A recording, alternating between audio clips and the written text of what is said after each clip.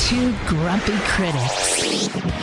I saw another new movie this week, which is a little surprising. And normally I'm reviewing editions of Play for Today and YouTube videos, but two genuine newish movies that I watched, the second of which was Justice League. Oh. Now, if I was a filmmaker and somebody asked me to make a superhero movie that checked all the superhero film boxes, I think I would probably make Justice League. And I say that with snark, not because it was a particularly enjoyable experience. Justice League is the vanilla ice cream of superhero movies. It's the beige doctor's office waiting room furniture of superhero movies. You know what it is? It's the Ryan Seacrest of superhero movies. It gets the job done without managing to be memorable or outstanding in any way, shape or form. Now, it's about here that I would normally recount the plot a little bit to give you an idea of what the film was about, but it's been 3 days since I watched the film, and most of the salient points have drifted away from my consciousness. Such was the watchability of Justice Squad.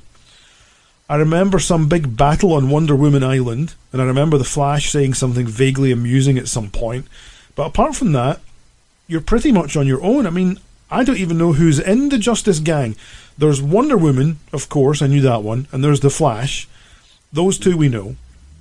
There's Batman in there. There's a guy who swims, that I presume is the British Olympian Duncan Goodhue. And then there's Ryan Seacrest? I don't know. What am I, some sort of critic or something? Speaking of critics, I asked my 12-year-old son if he remembered any of it because he watched it with us, and he said yes. He said that the Flash stole the show, and that he remembered my wife, Mrs. Spike, saying, "I'm getting pretty tired of looking at Wonder Woman's butt." So, take out of that what you will. That's probably worth the rental price alone for some of you, I'm sure. Thank you. Now, the biggest problem with the Justice team is that they're like an excellent painting in a museum. It's nice to look at for a few minutes, but after less than an hour and a half or so, you kind of want to move on to something with more substance. It's hollow. You've seen it all. It's empty. Justice Gang is devoid of any real fun because it's so formulaic. It even contains the one action movie cliche that my dad likes to cite when you ask him about action hero movies. He says, "All these superhero movies are the same. There's always some guy getting punched and he flies backwards into a wall that crumbles."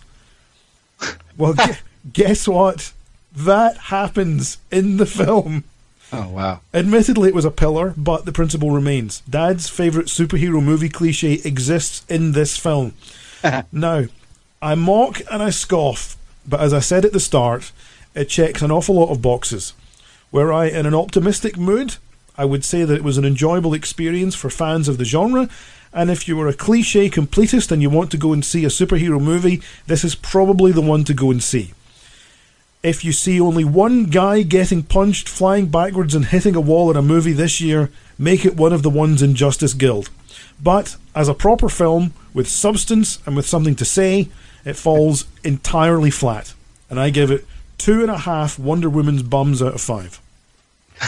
That's disappointing, but expected. I haven't seen that movie yet, and I didn't rush to see it for the very reasons you mentioned. At least that's kind of what I expected. Yeah. We sat and watched it, and we had it up on the big screen with the surround sound and the whole experience, so it wasn't like we were watching it on a 25-inch CRT and missing out on all the special effects. We watched it, and I really honestly could not tell you the plot of this movie. It's just gone. Well, you've just helped me add a sentence to the list of sentences that you will never hear Paul say, and that is, "I'm getting tired of looking at Wonder Woman's butt." A Radio 6 international production from the USA. Copyright 2018.